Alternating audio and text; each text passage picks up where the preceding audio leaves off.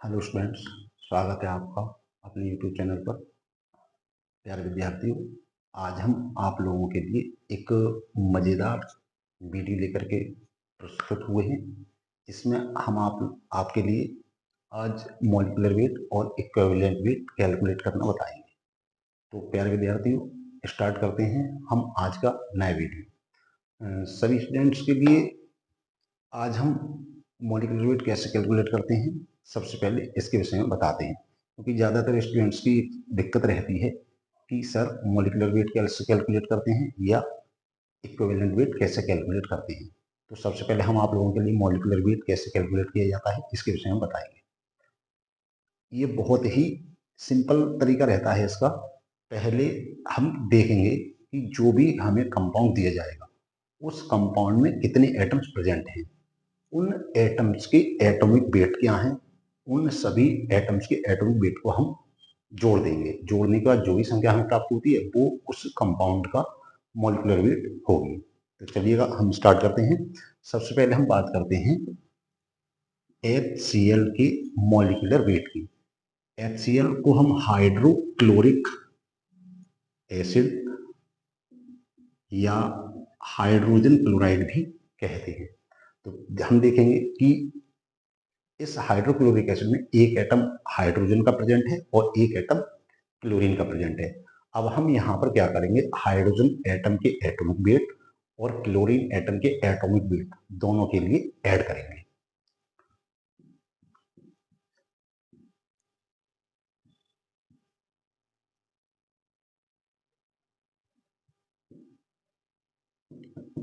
Molecular weight equal to hydrogen और chlorine के atomic weight को हम यहाँ ऐड करेंगे। हाइड्रोजन का जो परमाणु भार होता है 1 और Cl का जो परमाणु भार होता है वो 35.5 होता है। जब हम इनको ऐड करेंगे तो हमें 36.5 प्राप्त हो जाएगा। ये 36.5 ही HCl का मॉलिक्यूलर वेट कहलाएगा। इसी प्रकार से हम कुछ और कंपाउंड्स के मॉलिक्यूलर वेट भी कैलकुलेट करते हैं, जैसे कि NaCl, सोडियम क्लोराइड। प्यारे विद्यार्थियों, सोडियम क्लोराइड का जो एटॉमिक मॉलिक्यूलर वेट है उसको ज्ञात करने के लिए हम देखेंगे कि इसमें एक एटम सोडियम का और एक एटम क्लोरीन का प्रेजेंट है।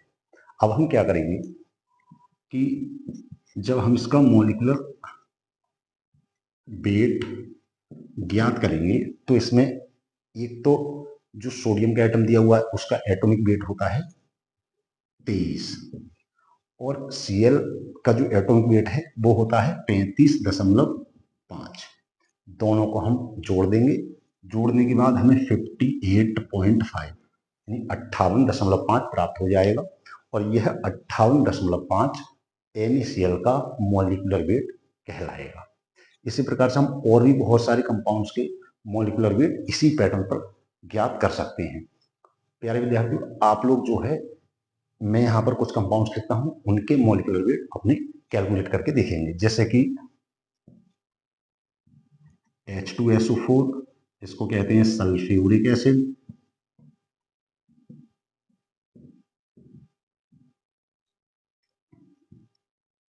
CaSO4, इसको कहते हैं कैल्शियम सल्फेट।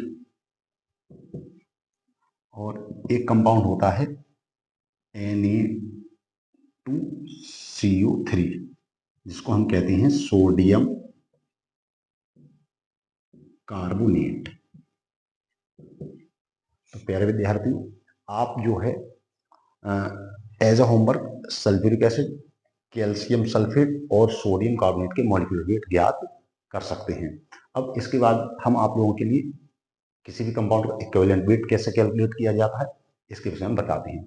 इक्विवेलेंट वेट या तुल्यांकी भार ज्ञात करने से पहले आपको वह फॉर्मूला आना चाहिए जिसके आधार पर हम किसी भी कंपाउंड का तुल्यांकी भार ज्ञात करते हैं। तो प्यारे विद्यार्थियों, सबसे पहले हम तुल्यांकी भार निकालने का फॉर्मूला बताते हैं। इसमें आप लोगों के लिए एक बात ध्यान रखनी होगी कि जो कंपाउंड होते हैं उनके तुल्यांक भार निकालने का फॉर्मूला हम अलग यूज करते हैं और जो आयंस, नेगेटिव आयंस या पॉजिटिव आयंस जो दिए जाते हैं उनके तुल्यांक भार निकालने के लिए हम एक दूसरे फॉर्मूले का यूज करेंगे। तो सबसे पहले हम आप लोगों के लिए कंपाउंड की तुल्यांक दर कैसे कैलकुलेट की जाती है इसके विषय में बताते हैं।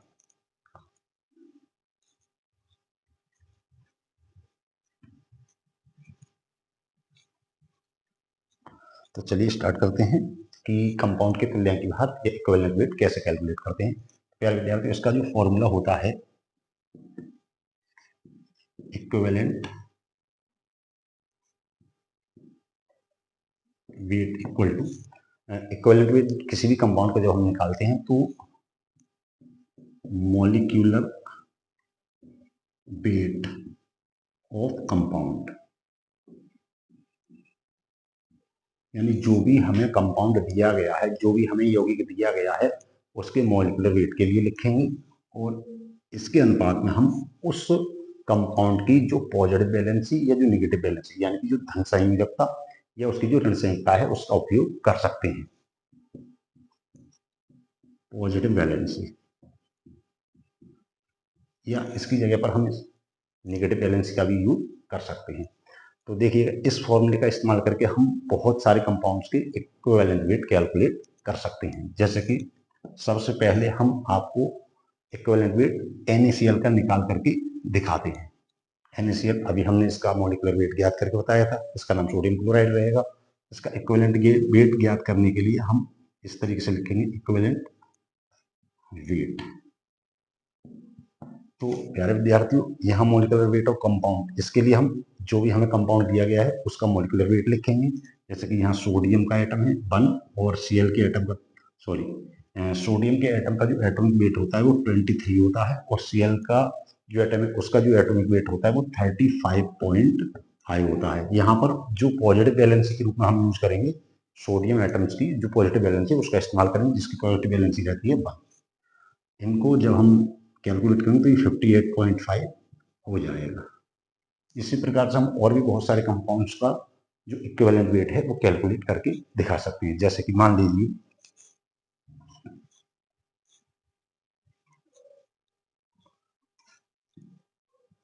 CaOH के होल ट्वाइस, ये कंपाउंड हमें दिया गया है प्यारे विद्यार्थी, इसको हम कैल्शियम हाइड्रोक्साइड कहते हैं। Calcium hydroxide. अब कैल्शियम हाइड्रोक्साइड का जो इक्विवेलेंट वेट है उसको हम कैसे कैलकुलेट करेंगे। इक्विवेलेंट वेट इक्वल टू, यहाँ जो कैल्शियम हाइड्रोक्साइड दिया गया है इसका सबसे पहले हम मॉलिक्यूलर वेट लिखेंगे। तो कैल्शियम का जो एटॉमिक वेट होता है 40, यहाँ पर ये होल ट्वाइस लगा हुआ है तो ऑक्सीजन परमाणु की संख्या डबल हो जाएगी और इसी प्रकार से हाइड्रोजन परमाणु की संख्या भी हम डबल कर लेंगे। तो ऑक्सीजन का जो एटॉमिक वेट होता है वो 16 होता है, तो 2 है तो 16 दूनी 32 हो जाएगा और हाइड्रोजन का भी डबल हो जाएगा 1।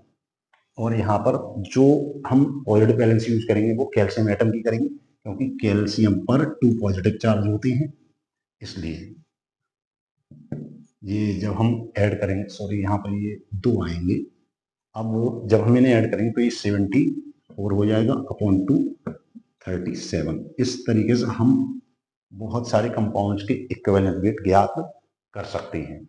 प्यारे विद्यार्थियों, आप लोगों के लिए हम कुछ कंपाउंड्स लिख देते हैं और उन कंपाउंड्स के इक्विवेलेंट वेट आप ज्ञात करिएगा। जैसे कि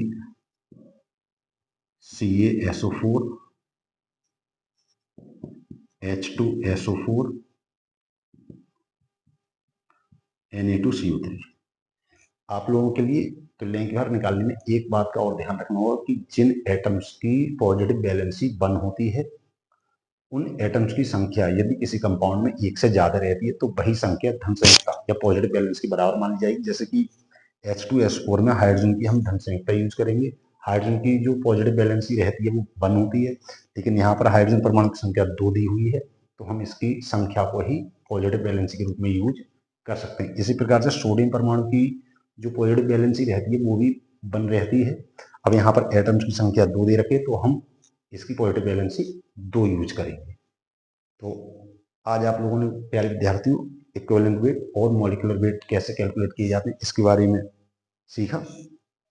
आप लोगों से अनुरोध है कि सभी स्टूडेंट चैनल के लिए सब्सक्राइब करें, लाइक करें और ज़्यादा से ज़्यादा शेयर करें। धन्यवाद।